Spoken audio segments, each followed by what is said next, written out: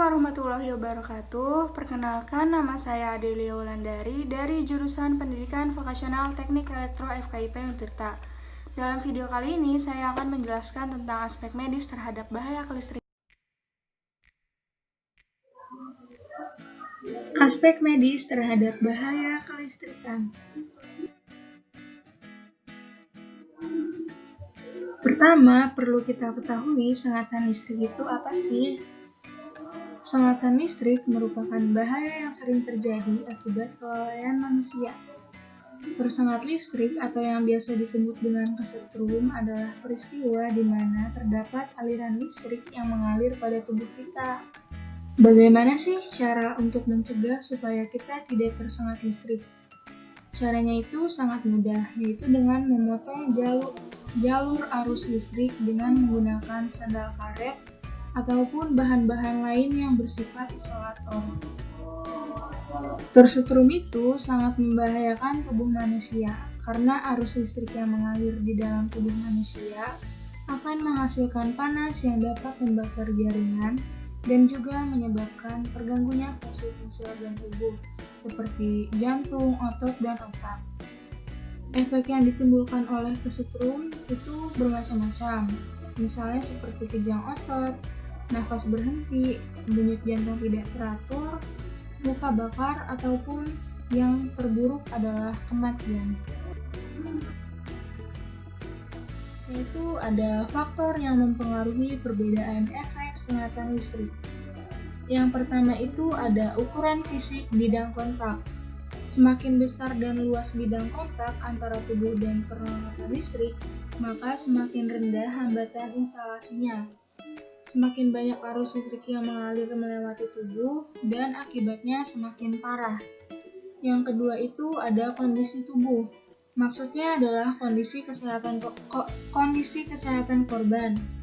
Apabila yang terkena sengatan listrik tersebut dalam keadaan sakit, maka akibatnya akan lebih parah dibandingkan dengan korban yang dalam kondisi prima ataupun sehat. Yang ketiga itu ada hambatan atau tahanan tubuh. Maksudnya itu ketika kulit manusia dalam kondisi kering, maka tahanan tubuhnya menjadi lebih tinggi dan cukup untuk melindungi bahaya dari sengatan listrik. Tahanan tubuh juga dipengaruhi oleh jenis kelamin. Tahanan tubuh pada wanita dewasa itu lebih rendah dibandingkan dengan tahanan tubuh pada laki-laki dewasa.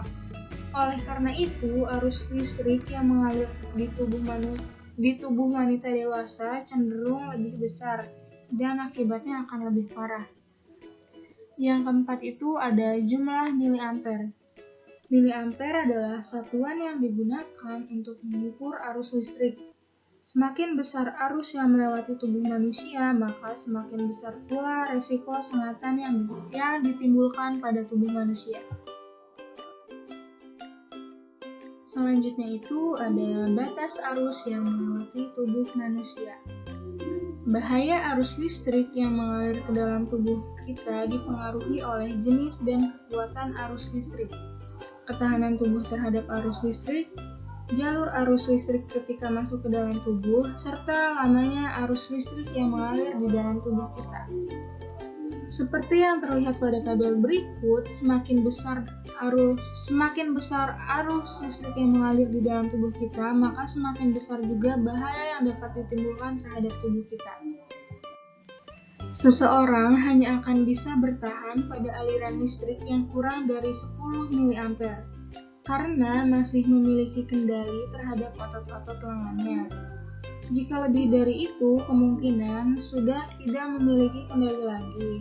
Hal itu membuat seseorang tidak bisa melepaskan alat listrik sehingga aliran listrik yang mengalir di tubuhnya akan semakin kuat dan menimbulkan luka serius atau bahkan bisa menimbulkan kematian. Itu ada cara menangani korban yang tersengat listrik. Yang pertama itu, jika tubuh korban masih kontak dengan arus listrik, maka jangan menyentuhnya dengan tangan telanjang. Jika kita menyentuhnya dengan tangan telanjang, bisa-bisa kita ikut kesetrum. Nah, yang perlu kita lakukan itu mematikan sumber listrik atau memotong kabelnya. Jika tidak berhasil, gunakan benda yang tidak dapat mengalirkan arus listrik atau isolator seperti kayu, karet, ataupun plastik. Nah, yang kedua itu segera periksa tubuh korban. Pastikan sumber listrik sudah tidak menempel di tubuhnya. Rebahkan tubuh korban hingga terlentang dan angkat dagunya. Setelah itu, hubungi ambulan jika kondisinya semakin parah. Cara yang ketiga itu segera lakukan pertolongan pertama. Lakukan pertolongan pertama pada korban dengan cara lihat dan dengar nafasnya. Jika korban dalam keadaan tidak bernafas, segera beri nafas bantuan. Dan cara yang keempat adalah jika terdapat luka yang terbuka, segera tutupi dengan kain ataupun perban. Yaitu ada trauma. Trauma merupakan reaksi fisik dan psikis yang bersifat stres buruk akibat suatu peristiwa, kejadian, ataupun pengalaman secara spontan, secara mendadak ataupun tiba-tiba yang membuat individu mengejutkan, kaget, ketakutan, shock, dan tidak sadarkan diri. Trauma juga dapat diartikan sebagai suatu kondisi yang tidak menyenangkan atau buruk, yang datang secara spontan dan merusak seluruh sendi atau fungsi pertahanan kejiwaan individu, sehingga membuat individu tidak berdaya dalam mengendalikan dirinya. Penyebab terjadinya trauma. Yang pertama adalah peristiwa atau kejadian alam. Peristiwa atau kejadian alam yang seperti bencana alam, tersetrum listrik, ataupun gempa bumi. Dan yang kedua itu ada pengalaman di kehidupan sosial. Contohnya seperti ketidakadilan, penyiksaan secara fisik atau psikis, teror, kekerasan, perang, dan sebagainya. Yang ketiga itu ada pengalaman langsung atau tidak langsung, seperti melihat diri sendiri, mengalami sendiri, ataupun melihat dari pengalaman orang lain.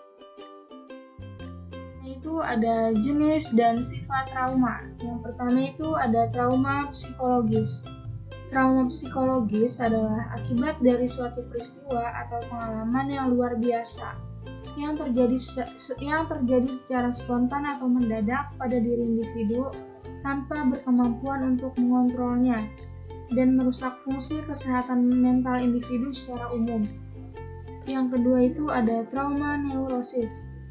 Trauma neurosis merupakan suatu gangguan yang terjadi pada saraf pusat atau otak individu akibat benturan-benturan benda keras ataupun pemukulan di kepala. Yang ketiga itu ada trauma psikosis. Trauma ini merupakan gangguan yang bersumber dari kondisi atau problem fisik individu, seperti cacat tubuh, amputasi salah satu anggota tubuh, dan sebagainya, yang membuat individu tersebut shock dan gangguan emosi. Dan yang keempat itu ada trauma disease. Trauma disease merupakan gangguan kejiwaan jenis ini oleh para ahli ilmu jiwa dan medis dianggap sebagai suatu penyakit yang bersumber dari stimulus luar yang dialami individu secara spontan dan berulang-ulang. Contohnya itu seperti keracunan, pemukulan, teror, ataupun ancaman. Selanjutnya itu ada upaya penanganan terhadap trauma. Yang pertama itu ada planning, yang kedua ada action, yang ketiga controlling, dan yang keempat ada evaluation. Nah, yang pertama itu planning. Planning merupakan pemikiran dasar dalam rangka menjalankan tugas secara menyeluruh. Dengan adanya planning, maka segala sesuatu yang dibutuhkan dalam aplikasi kerja akan berjalan dengan baik dan terfokus. Yang kedua itu action. Setelah kita membuat perencanaan yang matang, maka langkah selanjutnya adalah dengan melakukan aksi atau perbuatan.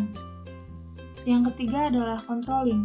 Dalam controlling merupakan konsep yang paling penting karena apabila terjadi kekeliruan metode, pendekatan atau konsep yang telah kita direncanakan dan telah diaplikasikan di lapangan, maka dapat dikontrol dan memungkinkan konselor untuk mengubah cara-cara lain yang lebih sesuai dengan bobot masalah. Yang terakhir itu ada evaluation. Evolution ini fungsinya untuk melihat sejauh mana proses dan perkembangan kesembuhan traumatik yang diderita oleh individu dalam upaya pemberian bantuan. Apakah harus dilanjutkan ataupun dihentikan? Itu ada pengobatan terhadap cedera listrik. Pertama yaitu dengan menjauhkan korban dari sumber listrik. Yang kedua itu dengan memulihkan denyut jantung dan resistansi paru-paru jika diperlukan. Dan yang ketiga itu dengan mengobati luka bakar dan cedera lainnya. Cara yang paling aman untuk memisahkan korban dari sumber listrik adalah segera mematikan sumber arus listrik. Sebelum sumber arus listrik dimatikan, maka penolong sebaiknya jangan dulu menyentuh korban, apalagi jika sumber listriknya memiliki tegangan yang tinggi. Jika sumbernya tidak dapat dimatikan, maka gunakan benda-benda yang bersifat isolator untuk mendorong korban dari sumber listrik. Jangan menggunakan benda-benda yang basah dan terbuat dari logam. Jika telah dirasa aman dari sumber listrik, maka lakukan pemeriksaan terhadap fungsi pernapasan dan denyut nadinya. Jika terjadi gangguan pada fungsi pernapasan dan nadinya tidak teraba, maka segera lakukan resusitasi.